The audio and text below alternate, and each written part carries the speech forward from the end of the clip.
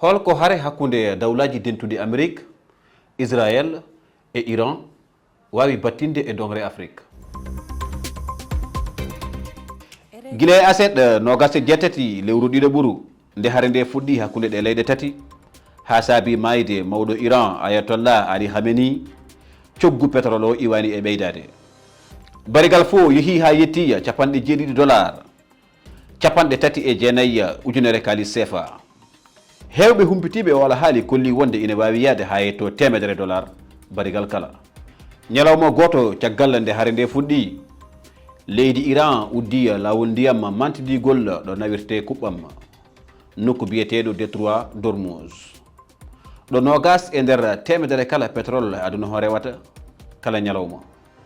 Wona ngol ɗo woni gadanol ko waynina waɗa hono ni meeɗi wadde e leyde Arabeɓe to Irak hitande ujunaji ɗiɗi e tati e hare golfo hitande ujunere e 1990 coggu kuɓɓam ɗam ɓeydi gila 30 ha 70 e nder 100 kala.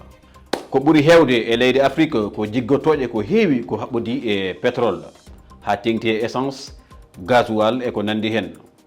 Ɓeydogol coggu carburant o ina wawi sattinde ko heewi e guure e alaji e ɗe leydi Afrique ko wayno yangarta o, courant ha e ñameteri ndi. Hay yoga e leyɗe dongre nde joguitiɗe kuɓɓam ina mbawi wasde dadde e ɗe caɗele. Nigeria ko leydi ardidi e moƴƴinde pétrole kono ina jiggoyo carburant. Coggu ngu ina wawi ɓeydade yoga e leyɗe moƴƴinoje pétrole e dongre nde ko wayno Libye, Algérie, Angola e Congo.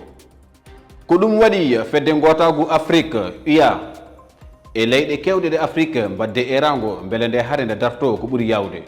So ɗum ala leyɗe kewɗe e Afrique ina mbawi jokkude wonde e caɗele ha tengti e ɓurɗe tampude ɗe.